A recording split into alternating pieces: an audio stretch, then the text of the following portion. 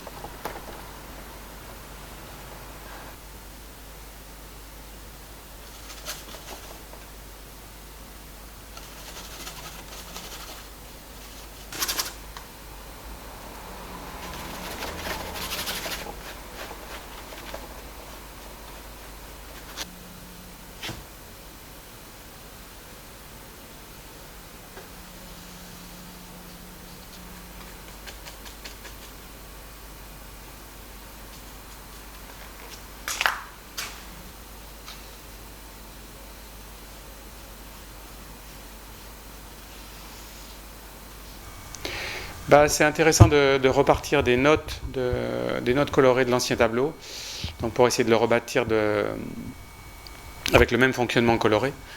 C'est pour ça que je regardais sans arrêt les notes, mais en essayant de le pousser plus loin. Bon, là, c'est pour le moment, j'ai juste simplement recouvert, et en gros, il y a un travail entre un bleu chaud, là, un bleu outre-mer, et un bleu froid, là, un phthalo, là, qui vient dans les premiers plans. Et puis le reste, des magentas et des ocres, enfin bon, pour les lumières. Mais bon, là, je vois que c'est simplement, voilà, j'ai simplement recouvert, mais au niveau de la lumière, on n'est pas du tout au point, donc on va attendre que ça sèche un peu. Et puis repartir dessus.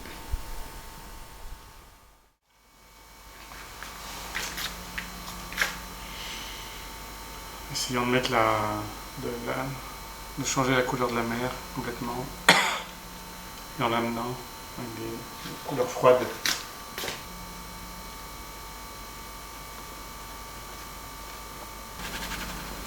En fait, là, c'est la partie la plus difficile de la peinture, bien entendu, qui commence, c'est-à-dire la plus besogneuse.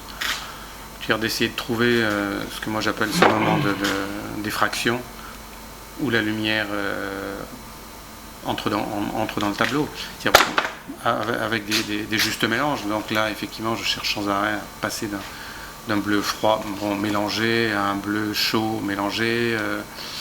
J'essaye de rectifier mes lumières roses. J'essaye donc, je viens, je remets, je mets la même chose. Donc et sans savoir si le tableau, bien entendu, va réussir. Tant qu'il n'y a pas ce moment de d'effraction, j'ai toujours l'impression que le tableau peut m'échapper et puis que moi je vais pas y arriver.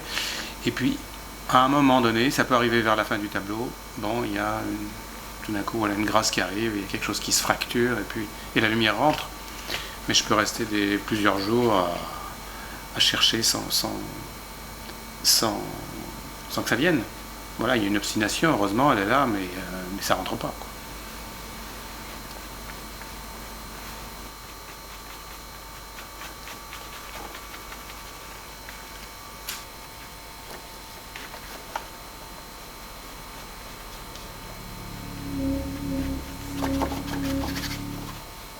Citron qu'il y a dedans, mais je suis pas sûr que ça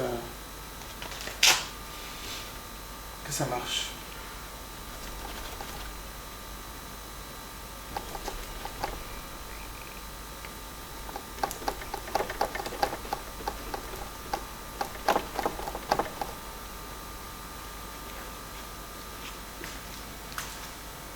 Ça peut être plus intéressant, je pense qu'il y a plus de lumière qui passe entre ça et ça, mais avec le ciel ça va pas du tout.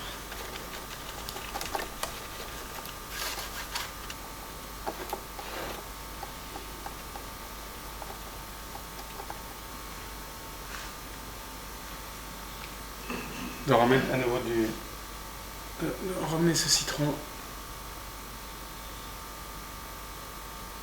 le jaune et le magenta qu'il y avait au départ.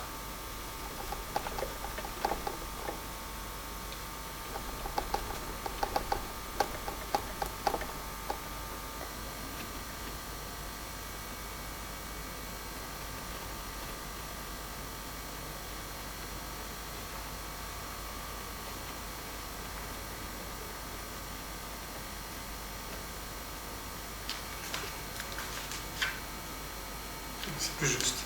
C'est ça, il ne faut pas de citron là-dedans.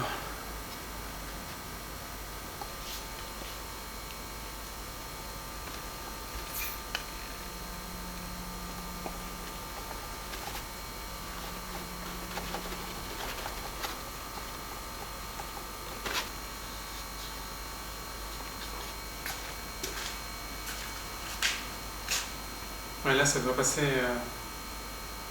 un peu mieux.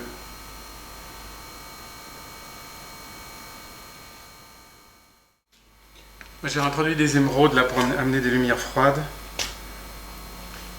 Donc là, je vais remplacer tous les bleus par des émeraudes aussi. Et avec des jaunes. Ça va à nouveau me déplacer là,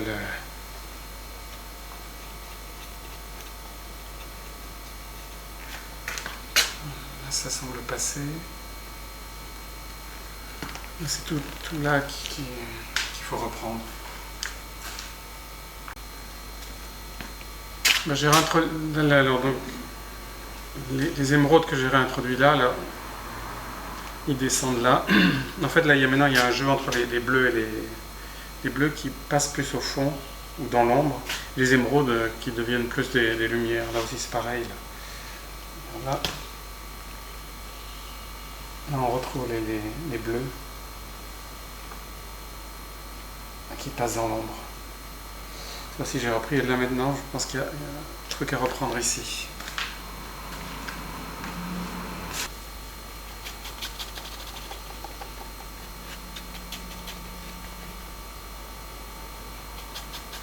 Là, j'ai réintroduit à nouveau des bleus froids là, pour faire passer les émeraudes sur la stèle. Il me semble que ça ouvre sur la droite.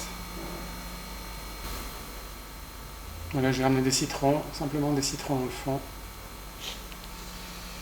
On va voir si ça...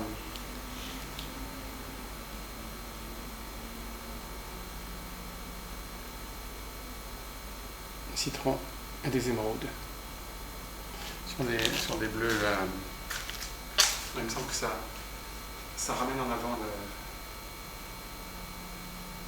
toute la stèle.